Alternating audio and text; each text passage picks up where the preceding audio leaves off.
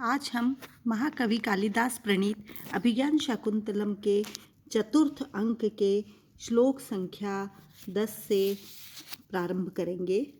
अभी तक हमने देखा कि महर्षि कण्व शकुंतला को राजा दुष्यंत के पास विदा करने के लिए तैयारी कर रहे हैं।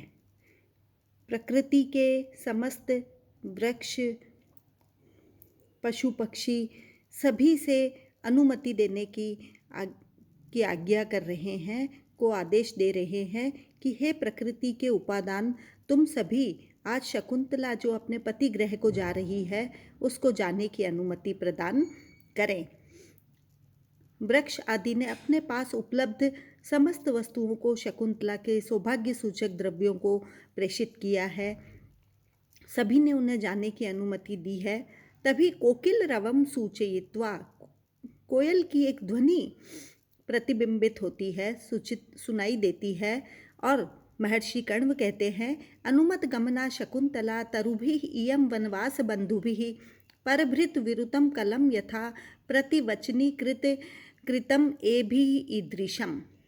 कि कोयल के शब्द का सुनने का अभिनय करते हुए महर्षि कण्व कहते हैं कि इयम शकुंतला, यह शकुंतला जो है, वनवास बंधुभिः तरुभिः, वनवास तपोवन में अपने बंधुओं के साथ जिसने निवास किया है, ऐसे तरुभिः वृक्षों के द्वारा अनुमत गमना, प्रस्थान की उसको अनुमति दे दी गई है।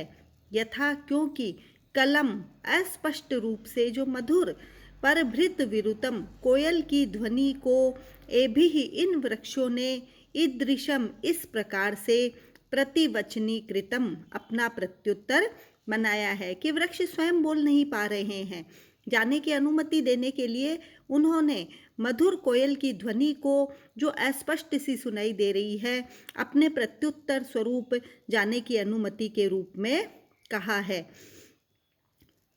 तपोवन के वृक्षों को शकुंतला के प्रस्थान की अनुमति मांग रहे थे जब महर्षि कण्व उसी समय वृक्षस्थ कोयल ध्वनि श्रवण का अभिनय करके कहता है कि तपोवन के बंधु तुल्य इन वृक्षों ने शकुंतला को पति गृह जाने की अनुमति दे दी है। आप जैसा चाहते थे वैसा ही हुआ है। वृक्ष स्वयं तो नहीं बोल सकते थे, किंतु इन्होंने अपनी डालियों पर बैठी हुई कोयल की ध्वनि से आपको उत्तर देते हुए शकुंतला को अनुमति प्रदान कर दी है। आगे फिर पुनः कहा है, आकाशे, तभी आकाश मार्ग से ध्वनि सुनाई देती है, रम्यांतरः कमलिनी हरितैः सरोभिः छाया द्रुमैः नियमितार्क मयूख तापः भूयात् कुशेशय रजो मृदुरेणु अस्याः शांतानुकूल पवनश्च शिवश्च पंथाः। कि कमलिनी हरितैः, हरे भरे कमल से युक्त, सरोभिः जो सरोवर है, रम्यांतरः है, बहुत अधिक रमणीय प्रतीत हो रहे हैं, और छाया द्रुमैः जो वृक्ष छाया प्रदान करते हैं, नियमितार्क मयूख तापः वे अपने अर्क मन सूर्य की मयूख किरणों से नियमितार्क नियंत्रित कर रहे हैं ताप को। कि हे ये सारे सरोवर जो है कमलिनी से भरे हुए हो जाएं, और ये सारे वृक्ष जो हैं वो सूर्य की किरणों के से आने वाली गर्मी को नियंत्रित करने वाले हो जाएं। और अस्याह पंथाह, इस शकुंतला का मार्ग जो है, कुशेशय रजो मृदु रेणु, कुश जो कांटे आदि से रहित, रजो मृदु रेणु पुष्पों के पराग कणों से अनुकूल हो जाएं, अर्थात मार्ग की जो मिट्टी है वह कुशा आदि से रहित मृदु रेणु, पराग कणों की मृदु कोमल रेणु धूलि वाली हो जाए। शांतानुकूल पवनश्च, और अनुकूल पवन है, यह पवन भी तुम्हारे अनुकूल शांत धीरे धीरे बहने वाली हो। शिवः च भूयात्, और तुम्हारा बहुत अधिक कल्याण करे। तो आकाश मार्ग से ध्वनि आती हुई सुनाई देती है कि हे शकुंतला, तुम पति गृह की ओर जा रही हो, तुम्हारा सारा मार्ग जो है, पति गृह गमन का मार्ग जो है, वो कमलिनियों के हरित सरोवरों से मनोहर हो जाए, छाया प्रधान वृक्षों के द्वारा सूर्य की किरणों का ताप रोक दिया जाए।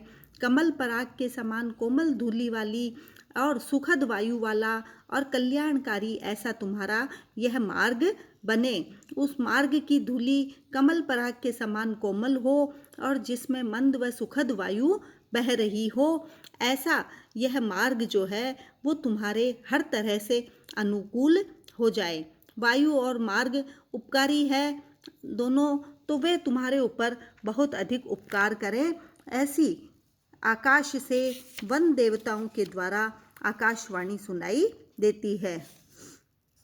प्रस्तुत श्लोक चतुर्थ अंक के 4 श्लोकों में सम्मिलित किया गया है। इसमें न केवल पार्थिव चेतन ने ही मंगल कामना की है, अपितु आकाशचारी देवता भी मंगल कामना करते हैं। यद्यपि शकुंतला का जीवन भावी जीवन पथ दुर्गम व कंटकाकीर्ण है, जिसकी ध्वनि वायु के धूसर होने से मिल जाती है, तथापि अखिल ब्रह्मांड की यह कामना, मंगल कामना, उसके अंत में कल्याणकारी होने की ओर संकेत करती है।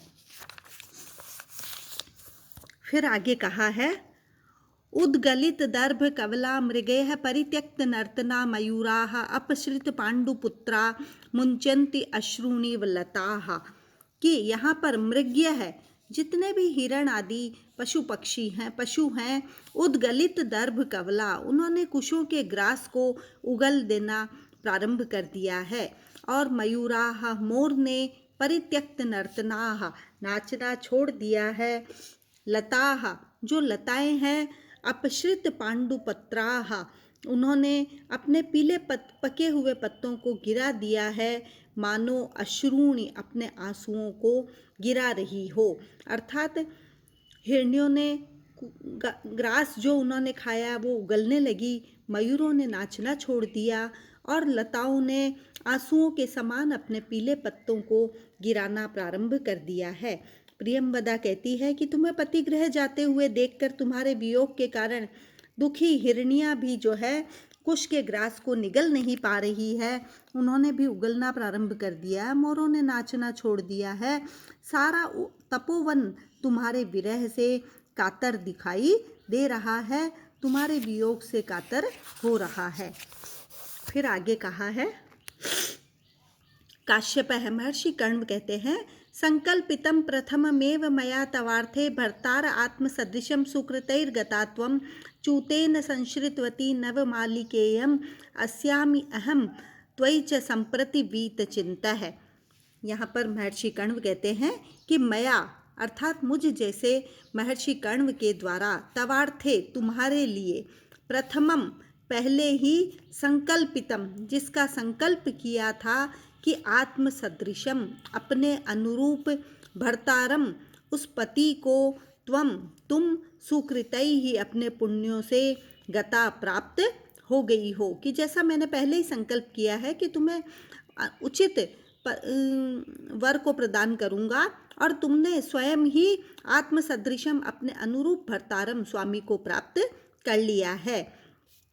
इयम और यह नवमालिका जो यह वन ज्योत्सना है, चूतेन संश्रितवती आम्र से जाकर मिल गई है। संप्रति इस समय अहम मैं अस्याम त्वयि च इसके प्रति और तुम्हारे प्रति इस वन ज्योत्सना के प्रति और तुम्हारे विषय में वीत चिंता से रहित हो गया हूँ।